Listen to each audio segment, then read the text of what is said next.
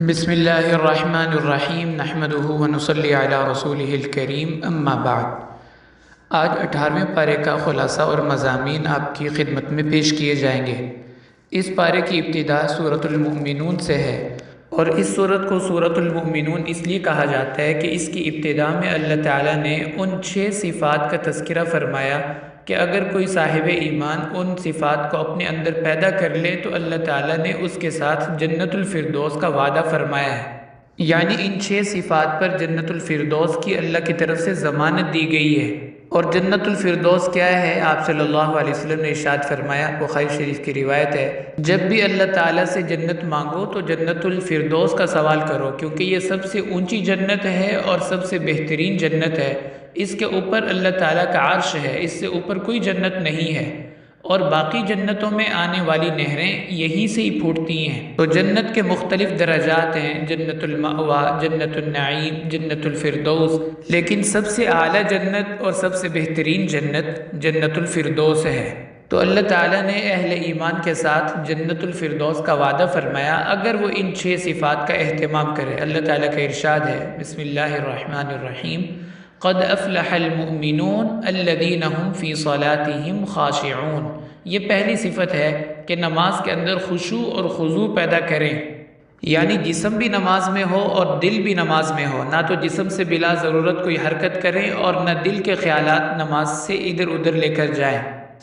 دوسری بات فرمائی، والذین هم عن اللغو معرضون، وہ لوگ جو لغویات سے اعراض کرتے ہیں۔ لغو کہتے ہیں ہر وہ بات یا ہر وہ کام جس کا نہ دنیا میں کوئی فائدہ ہو اور نہ آخرت میں کوئی فائدہ ہو۔ اس لیے ایک حدیث مبارکہ میں ارشاد فرمایا، من حسن اسلام المرء ترکہ ما لا یعنی، کہ اسلام کی خوبصورتی اس بات میں ہے کہ انسان لا یعنی اور فضول چیزوں کو، لغویات کو اپنی زندگی سے نکال دے۔ تیسری بات فرمائی، والذین هم للزکاة فاعلون، وہ لوگ جو زکوٰۃ اہتمام سے ادا کرتے ہیں، پوری زکوٰۃ ادا کرتے ہیں، اور جو صحیح مستحق لوگ ہیں ان تک پہنچانے کی کوشش کرتے ہیں۔ اور پانچویں بات فرمائی، والذین هم لفروجہم حافظون، وہ لوگ جو اپنی شرمگاہوں کی حفاظت کرتے ہیں اور حرام سے ان کو بچاتے ہیں۔ اور چھٹی بات فرمائی، والذین هم لاماناتہم وعہدہم راعون، امانت داری کا لحاظ کرتے ہیں اور وعدوں کو پورا کرتے ہیں۔ اولئک هم الوارثون الذین یرثون الفردوس هم فیہا خالدون، یہی اصل وارث اور حقدار ہیں جنت الفردوس کے۔ اس کے بعد اللہ تعالیٰ نے اپنی قدرت کے دلائل بیان فرمائے اور بطور مثال کے انسان کی تخلیق کا تذکرہ فرمایا، وَلَقَدْ خَلَقْنَا الْإِنسَانَ مِنْ سُلَالَةٍ مِّن طِينٍ ثُمَّ جَعَلْنَاهُ نُطْفَةً فِي قَرَارٍ مَّكِينٍ، کہ انسان کو اللہ تعالیٰ نے مختلف مراحل سے گزارا ہے، اور ان مراحل سے گزرنے والا انسان کیسے قیامت کا انکار کر سکتا ہے۔ اور آگے فرمایا کہ ہم نے 7 مضبوط آسمان بغیر ستون کے پیدا فرمائے، تو جو پروردگار اتنی کامل قدرت والا ہو تو اس کے لیے قیامت کو واقع کرنا کیا مشکل ہے۔ وَلَقَدْ خَلَقْنَا فَوْقَكُمْ سَبْعَ طَرَائِقَ وَمَا كُنَّا عَنِ الْخَلْقِ غَافِلِينَ۔ اور آگے فرمایا، وَأَنزَلْنَا مِنَ السَّمَاءِ مَاءً بِقَدَرٍ، کہ ہم نے آسمان سے پانی کو اتارا اور بنجر زمین، خشک زمین کے اندر جان پیدا ہو گئی اور سبزہ نکل آیا، تو وہ پروردگار قیامت کے دن بوسیدہ ہڈیوں میں بھی اپنی قدرت سے جان پیدا کرے گا اور ان کو نئی زندگی دے کر اپنے سامنے کھڑا کرے گا۔ آگے اللہ تعالیٰ نے ارشاد فرمایا کہ کفار کا دعویٰ یہ ہے، ہیہات ہیہات لما توعدون، بہت مشکل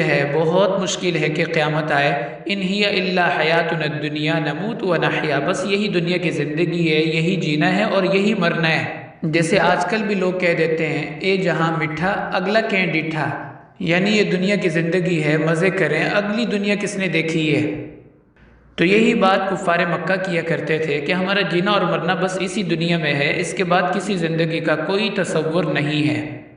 اس کے بعد آپ صلی اللہ علیہ وسلم کو تسلی دینے کے لیے اللہ تعالیٰ نے انبیاء سابقین کا تذکرہ فرمایا کہ آپ کی قوم کا جو آپ کے ساتھ رویہ ہے، پہلی امتوں کے اپنے انبیاء کے ساتھ بھی یہی رویے ہوتے تھے، لیکن ہم نے انہیں دنیا میں بھی عبرت کا نشان بنایا اور کوئی ان میں سے زندہ نہیں بچ سکا، اور آخرت میں بھی ہمیشہ کا عذاب ان کا مستحق ہوگا۔ اسی طرح جو آپ کی مخالفت کرتے ہیں یہ بھی اپنے انجام بد کو پہنچیں گے۔ تو ایک طرف آپ صلی اللہ علیہ وسلم کو تسلی دی گئی ان انبیاء اور اقوام کے واقعات بیان کر کے، اور دوسری طرف کفار کو تنبیہ کی گئی کہ پہلی امتوں کے حالات اور واقعات تمہارے سامنے ہیں، اگر وہ اللہ کے عذاب میں گرفت میں آ سکتے ہیں تو تم بھی اللہ کے عذاب سے بچ نہیں سکتے۔ تو ان واقعات کو بیان کرنے کے دو مقصد ہیں کہ آپ کو تسلی دی جائے اور کفار کو تنبیہ کی جائے۔ اس صورت میں جن انبیاء کے اللہ تعالیٰ نے حالات اور واقعات بیان فرمائے ان میں حضرت نوح علیہ السلام، حضرت ہود، حضرت صالح، حضرت موسیٰ، حضرت ہارون اور حضرت عیسیٰ بن مریم، ان کے واقعات اللہ تعالیٰ نے بیان فرمائے۔ اور ان تمام انبیاء کی مشترکہ دعوت یہ تھی کہ لوگوں کو اللہ کی طرف متوجہ کیا جائے اور قیامت کے حالات اور احوال سنا کے ان کو نیکی پہ کھڑا کیا جائے اور بدکاری یا بدی سے ان کو روکا جائے، کیونکہ جب قیامت کا تصور نہیں ہوگا، جزا اور سزا کا خیال نہیں ہوگا تو کون انسان نیکی کرے گا اور کون گناہوں سے بچے گا۔ پھر اس کے بعد اللہ تعالیٰ نے انسان پر اپنی 3 بڑی نعمتوں کا تذکرہ فرمایا، وَهُوَ الَّذِي أَنشَأَ لَكُمُ السَّمْعَ وَالْأَبْصَارَ وَالْأَفْئِدَةَ قَلِيلًا مَا تَشْكُرُونَ کہ ہم نے تمہیں سننے کے لیے کان، دیکھنے کے لیے آنکھیں اور سوچنے سمجھنے کے لیے دل عطا کیا، تم بہت کم اللہ کا شکر ادا کرتے ہو۔ یعنی ان نعمتوں کا تقاضا تو یہ تھا کہ اللہ تعالیٰ کا شکر ادا کیا جائے، اور شکرانے کے طور پر اس ذات پہ ایمان لانا یہ سب سے بنیادی چیز ہے۔ تو جس پروردگار نے تمہیں یہ اعضاء دیے، تم انہی اعضاء کے ساتھ اس پروردگار کی نافرمانی کرتے ہو۔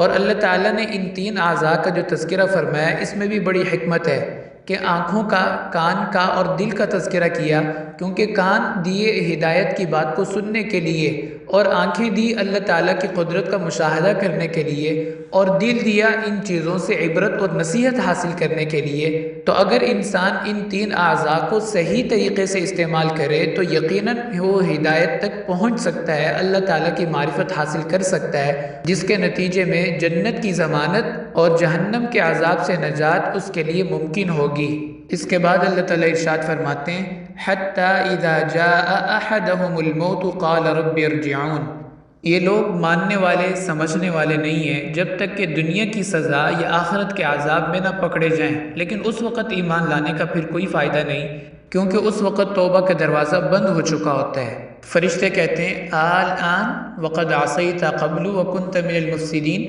اب تجھے ایمان لانا یاد آیا، اس سے پہلے تو کسی کی بات پہ کان دھرنے کو تیار نہیں تھا۔ اس کے بعد اللہ تعالیٰ نے جہنم میں ان لوگوں کو جو عذاب دیا جائے گا اس کا تفصیل سے تذکرہ فرمایا، تلفح وجوہہم النار وہم فیہا کالحون، ان کے چہرے جھلس رہے ہوں گے اور وہ اللہ تعالیٰ کو پکار رہے ہوں گے کہ یا اللہ ہمیں یہاں سے نکال دیں اور ہم پر رحم فرما۔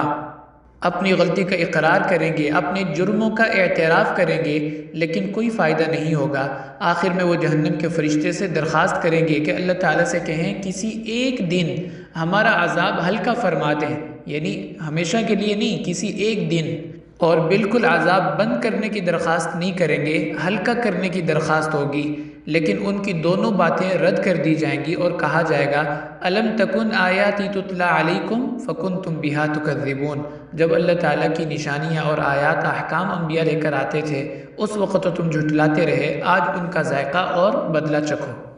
اور اللہ تعالیٰ بھی فرمائیں گے، قال اخسؤوا فیہا ولا تکلمون، پڑے رہو یہاں، میرے سے بات کرنے کی بھی تمہیں ضرورت نہیں ہے۔ اور سورت کے آخر میں اللہ تعالیٰ نے ارشاد فرمایا،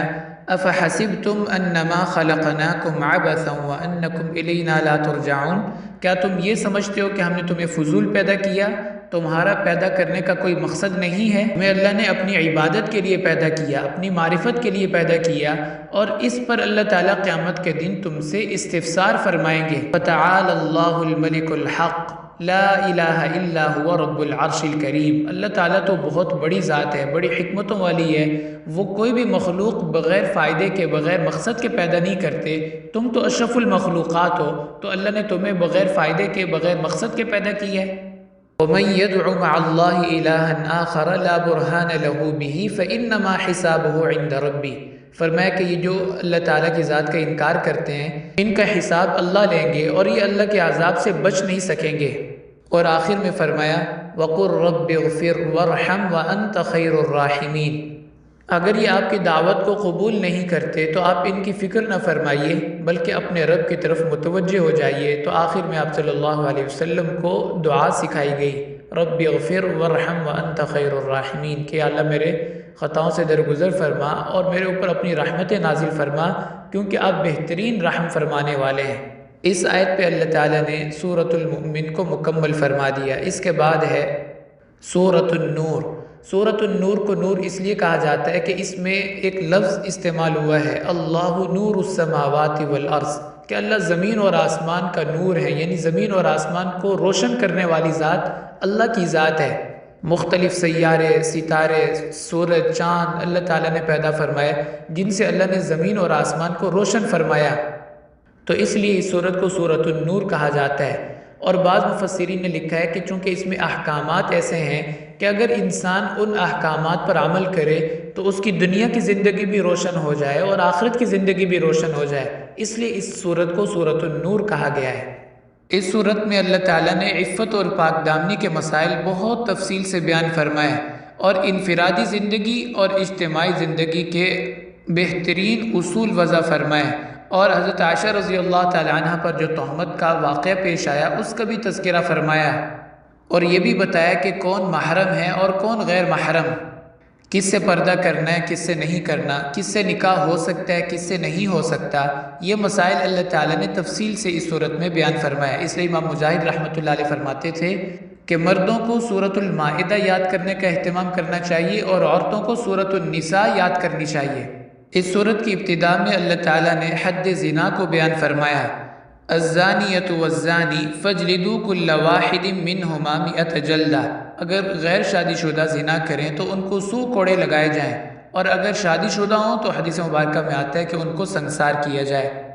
اس کے فوراً بعد اللہ تعالیٰ نے حد قذف کا تذکرہ فرمایا، والذین یرمون المحصنات ثم لم یأتوا بأربعۃ شہداء، کہ اگر کوئی پاک دامن عورت پہ تہمت لگاتا ہے اور گواہ پورے نہیں ہیں تو اس تہمت لگانے والے پر حد قذف لگائی جائے جو 80 کوڑے بنتے ہیں۔ تو حد قذف کی سزا اللہ نے اس لیے مقرر فرمائی کہ ہر بندہ اٹھ کے دوسرے پہ الزام کی، بدکاری کی تہمت نہ لگائے، لوگ محتاط ہوں اس معاملے میں، تو اس لیے اللہ تعالیٰ نے حد قذف کی بھی سزا کا تذکرہ زنا کے فوراً بعد فرما دیا کہ یہ کوئی چھوٹا معاملہ نہیں ہے کہ ہر بندہ اٹھ کے اس کے اوپر بات کرنا شروع کرے،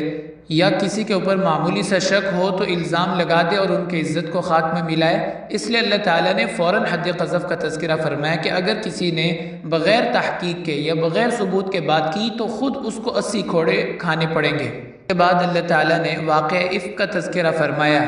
6 ہجری میں غزوہ بن المصطلق سے واپسی پر آپ صلی اللہ علیہ وسلم اور آپ کے صحابہ نے ایک جگہ پڑاؤ ڈالا۔ جب قافلے کی روانگی ہونے لگی تو اس وقت حضرت عائشہ رضی اللہ تعالی عنہ قضاء حاجت کے لیے گئی ہوئی تھی۔ قافلہ روانہ ہو گیا اور آپ وہیں رہ گئی۔ بعد میں حضرت صفوان رضی اللہ تعالیٰ عنہ جو بدری صحابی ہیں، ان کی ذمہ داری تھی کہ وہ قافلے سے پیچھے پیچھے رہیں تاکہ کسی کی کوئی چیز گری ہو تو وہ اس کو اٹھا کے لے آئیں۔ انہوں نے جب حضرت عائشہ رضی اللہ تعالیٰ عنہ کو وہاں دیکھا تو حیران ہوئے کہ یہ کیسے یہاں رہ گئی۔ انہوں نے چونکہ پردے سے پہلے بھی حضرت عائشہ رضی اللہ تعالیٰ عنہ کو دیکھا تھا، اس لیے فوراً پہچان گئے اور اپنی سواری نیچے بٹھائی اور ان کو سوار کر کے مدینہ لے آئے۔ جب یہ منظر عبداللہ بن ابی رئیس المنافقین نے دیکھا کہ حضرت صفوان اور عائشہ اکیلے آ رہے ہیں تو اس نے بغیر تحقیق کے ثبوت کے الزام لگا دیا کہ انہوں نے العیاذ باللہ کوئی بدکاری کی ہے، اور اس کو اتنا پھیلایا کہ منافقین کے علاوہ کچھ مخلص صحابہ بھی اس پروپیگنڈے کا شکار ہو گئے، جن میں ایک مخلص صحابی حضرت حسان بن ثابت رضی اللہ تعالیٰ عنہ وہ بھی شریک تھے، اور حضرت مصطح جو حضرت ابوبکر رضی اللہ تعالیٰ عنہ کے قریبی رشتہ دار تھے وہ بھی اس غلط فہمی کا شکار ہو گئے۔ لیکن جب یہ آیات نازل ہوئیں، اللہ تعالیٰ نے حضرت عائشہ رضی اللہ تعالیٰ عنہ کی عفت اور پاک دامنی کو بیان فرمایا اور 10 آیات ان کے حق میں اللہ نے اتاری، تو یہ صحابہ تو توبہ طائب ہو گئے اور ان کو اپنی غلطی کا احساس ہوا اور اللہ تعالیٰ سے انہوں نے توبہ کی۔ اللہ نے ان کی توبہ کی قبولیت کو بھی قرآن پاک میں نازل فرمایا، اور اس واقعے کے بارے میں اللہ تعالیٰ ارشاد فرماتے ہیں ھذا بہتان عظیم، کہ یہ بہت بڑا بہتان اور الزام تھا جو ان پر لگایا گیا۔ پھر چونکہ حضرت مصطح رضی اللہ تعالیٰ عنہ بھی اس غلط فہمی کا شکار ہو گئے تھے تو حضرت ابوبکر رضی اللہ تعالیٰ عنہ اپنی رشتہ داری کی وجہ سے ان پر جو خرچ فرماتے تھے بند کر دیا کہ میری بیٹی کا معاملہ تھا، یہ بھی ان باتوں میں ساتھ شریک ہو گئے۔ تو اللہ تعالیٰ نے اس کے بارے میں فرمایا وَلَا يَأْتَلِ أُولُو الْفَضْلِ مِنْكُمْ وَالسَّعَةِ أَنْ يُؤْتُوا أُولِي الْقُرْبَى وَالْمَسَاكِينَ وَالْمُهَاجِرِينَ فِي سَبِيلِ اللَّهِ کہ جن کو ہم نے فضیلت دی ہے دنیا کے اعتبار سے بھی اور دین کے اعتبار سے بھی، ان کو یہ مناسب نہیں لگتا یا ان کو زیب نہیں دیتا کہ وہ اس بات پہ قسم اٹھائیں کہ اب ہم ان پہ خرچ نہیں کریں گے۔ وَلْيَعْفُوا وَلْيَصْفَحُوا، ان کو چاہیے کہ معاف کر دیں اور درگزر سے کام لیں۔ أَلَا تُحِبُّونَ أَن يَغْفِرَ اللَّهُ لَكُمْ، یہ نہیں چاہتے کہ اللہ تعالیٰ بھی ہمارے ساتھ درگزر فرمائیں؟ اگر یہ اللہ تعالیٰ سے درگزر کی امید لگاتے ہیں تو پھر ان کو اپنے عزیز رشتہ داروں سے اور مسلمانوں سے درگزر سے کام لینا چاہیے۔ تو ان آیات کے بعد حضرت ابوبکر رضی اللہ تعالیٰ عنہ نے پہلے کی طرح ان کا وظیفہ جاری فرمایا اور کہا کہ میں تو چاہتا ہوں کہ اللہ تعالیٰ میری مغفرت فرمائے اور میرے ساتھ درگزر کا معاملہ فرمائے۔ اس کے بعد اللہ تعالیٰ ارشاد فرماتے ہیں، یا ایہا الذین آمنوا لا تدخلوا بیوتا غیر بیوتکم، تمہیں دوسروں کے گھروں میں جانے کی اس وقت تک اجازت نہیں ہے جب تک تمہیں صراحتاً آنے کی اجازت نہ دے دی جائے، یعنی بغیر اجازت کے کسی کے گھر جانے سے منع کیا گیا ہے اس آیت مبارکہ میں، کیونکہ اس میں ایک تو بے پردگی کا اندیشہ ہے اور دوسرا صاحب مکان کو اذیت اور پریشانی ہوگی بغیر اطلاع کے کسی کے آنے پر۔ اسی لیے آگے فرمایا، قُل لِّلْمُؤْمِنِينَ يَغُضُّوا مِنْ أَبْصَارِهِمْ وَيَحْفَظُوا فُرُوجَهُمْ، ایمان والوں سے آپ فرما دیجئے کہ اپنی نگاہوں کو جھکائے رکھیں اور اپنی شرمگاہ کی حفاظت کریں۔ تو بغیر اجازت کے کسی کے گھر میں جائیں گے تو نگاہوں کی حفاظت نہیں ہو سکے گی، اور جب نگاہوں کی حفاظت نہیں ہوگی تو انسان کی شرمگاہ بھی محفوظ نہیں رہ سکے گی، کیونکہ بری نگاہ برے خیالات پیدا کرتی ہے اور برے خیالات دل کے اندر برے جذبات پیدا کرتی ہے، اور پھر برے جذبات برے اعمال کو پیدا کرتے ہیں۔ تو پہلی سیڑھی پہ ہی اللہ نے منع فرما دیا کہ بری نظر سے کسی کو دیکھیں ہی نہ، تاکہ دل کے اندر برے جذبات اور خیالات ہی پیدا نہ ہوں، تاکہ برائی تک نوبت ہی نہ پہنچے۔ پھر اس کے بعد وہی آیات ہیں جن کی نسبت سے اس سورت کو سورۃ النور کہا جاتا ہے، اللہ نور السماوات والارض۔ پھر اس کے بعد اللہ تعالیٰ نے کافروں کے اعمال کی مثالیں بیان کی ہیں۔ دو مثالیں اللہ تعالیٰ نے یہاں پیش فرمائی۔ ایک تو فرمایا کہ جیسے ریگستان میں کوئی آدمی سفر کرتا ہے تو اس کو دور پانی محسوس ہوتا ہے کہ جیسے پانی ہے، لیکن جب وہ وہاں پہنچتا ہے تو پانی نہیں ہوتا۔ اسی طرح کفار اچھے کام کرتے ہیں اس امید پر کہ انہیں فائدہ ہوگا، لیکن ان کے نیک اعمال کا ایمان کے بغیر ان کو کوئی فائدہ نہیں ہوگا۔ اور دوسری بات فرمائی کہ یہ اتنے اندھیرے اور تاریکی کے اندر ہیں کہ جس طرح کوئی بندہ سمندر میں ہوتا ہے اور موج پہ موج ہوتی ہے جس کی وجہ سے تاریکی اور چھا جاتی ہے کہ اس کو اپنا ہاتھ بھی نظر نہیں آتا، اسی طرح کفر کی وجہ سے بھی انسان اتنا دل کا اندھا ہو جاتا ہے کہ اس کو اپنا فائدہ اور نقصان بھی نظر نہیں آتا، آخرت کی کامیابی اور ناکامی بھی اس کو سمجھ میں نہیں آتی۔ اور اس کے بعد اللہ تعالیٰ نے آخرت کی کامیابی 4 چیزوں پر معلق فرمائی ہے، وَمَن يُطِعِ اللَّهَ وَرَسُولَهُ وَيَخْشَ اللَّهَ وَيَتَّقْهِ فَأُولَٰئِكَ هُمُ الْفَائِزُونَ، جو ان 4 باتوں کا اہتمام کرے گا وہ کامیاب ہوگا۔ اللہ تعالیٰ کی عبادت، آپ صلی اللہ علیہ وسلم کی اطاعت، وَيَخْشَ اللَّهَ اور دل میں اللہ سے ڈرتا ہو، وَيَتَّقْهِ اور گناہوں سے بچنے کا اہتمام کرتا ہو، کیونکہ ڈرنا کافی نہیں ہے جب تک گناہوں کو نہ چھوڑا جائے۔ فَأُولَٰئِكَ هُمُ الْفَائِزُونَ، یہ ہیں دنیا اور آخرت میں کامیاب ہونے والے۔ اس لیے اللہ تعالیٰ نے دنیاوی کامیابی کا ایک نمونہ پیش فرمایا، وَعَدَ اللَّهُ الَّذِينَ آمَنُوا مِنكُمْ وَعَمِلُوا الصَّالِحَاتِ، کہ جو تم میں سے ایمان لائے اور نیک اعمال کا اہتمام کرتے ہیں، اللہ تعالیٰ کا وعدہ ہے کہ زمین میں ان کو حکومت عطا فرمائیں گے۔ اور مفسرین نے لکھا ہے کہ اس سے مراد خلفائے راشدین کا زمانہ ہے۔ اس زمانے میں اللہ تعالیٰ نے اس آیت مبارکہ میں جو بشارت دی گئی تھی اس کو پورا فرمایا۔ آگے اللہ تعالیٰ نے ایک بہترین اصول بیان فرمایا کہ جو لوگ گھروں میں کام کرتے ہیں، جیسے کوئی ڈرائیور ہو گیا یا گھر میں کوئی کام کرنے والی ہے، اس کے لیے بار بار اجازت لے کے آنا مشکل ہے، اس کے لیے بھی مشکل ہے اور گھر والوں کے لیے بھی مشکل ہے۔ تو اللہ تعالیٰ نے فرمایا کہ وہ بغیر اجازت کے گھروں میں داخل ہو سکتے ہیں، لیکن 3 اوقات میں ان کو بھی اجازت لے کے آنا چاہیے۔ یا ایھا الذین آمنوا لیستأذنکم الذین ملکت ایمانکم والذین لم یبلغوا الحلم منکم 3 مرات، 3 اوقات میں اجازت لے کر آئیں۔ کوئی فجر سے پہلے آنا چاہے تو اجازت لے کر آئے،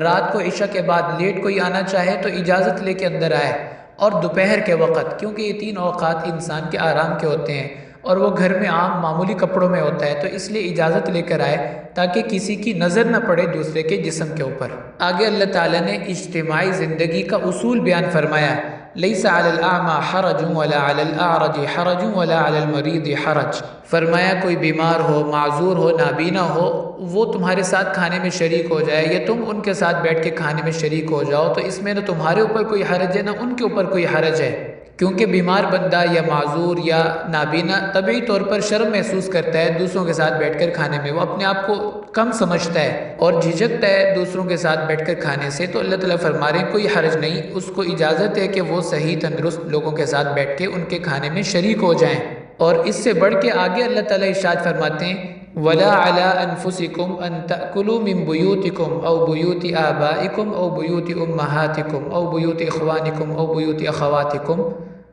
کہ اگر کوئی اپنے گھر سے چیز اٹھا کے کھا لیتا ہے یا اپنے والد والدہ کے گھر جاتا ہے وہاں سے کوئی چیز اٹھا کے لے لیتا ہے، اپنے بہن بھائیوں کے گھر چلا گیا وہاں سے کوئی چیز اجازت کے بغیر استعمال کر لی تو کوئی مسئلہ نہیں ہے، کم از کم بہن بھائیوں میں، ماں باپ میں، اولاد میں اتنی بے تکلفی اور اتنا محبت تو ہونا چاہیے کہ وہ خوشی سے ایک دوسرے کی چیز کو استعمال کر سکیں۔ یعنی اللہ تعالیٰ نے اس بات کو ناپسند فرمایا کہ میری تیری والا چکر رہے اتنے قریبی رشتہ داروں میں بھی، تو بغیر اجازت کے ان لوگوں کے گھروں سے چیز استعمال کرنا جائز ہے، لیکن شرط یہ ہے کہ وہ اس بات کو برا نہ مانتے ہوں۔ اگر آپ کو پتہ ہے کہ وہ اس بات کو برا سمجھتے ہیں پھر بغیر اجازت کے چیز ان کی استعمال نہ کی جائے۔ اس کے بعد اللہ تعالیٰ نے مخلص ایمان والوں کی اور منافقین کی مثال بیان فرمائی۔ غزوہ خندق کے موقع پر چونکہ وہ بہت مشکل معرکہ تھا اور مسلمانوں کو چند دنوں میں پوری خندق کھودنی تھی، تو ایمان والے دن رات خندق کھودنے میں مصروف تھے اور منافقین بہانے بنا کر وہاں سے نکل جاتے تھے تاکہ ہمیں یہ کام نہ کرنا پڑے، خندق کی کھدائی نہ کرنی پڑے۔ تو اللہ تعالیٰ نے اس بات کو بیان فرمایا کہ اہل ایمان تو اپنی مجبوری میں بھی آپ سے اجازت نہیں لیتے جانے کی، اور منافقین بغیر اجازت کے نکل جاتے ہیں۔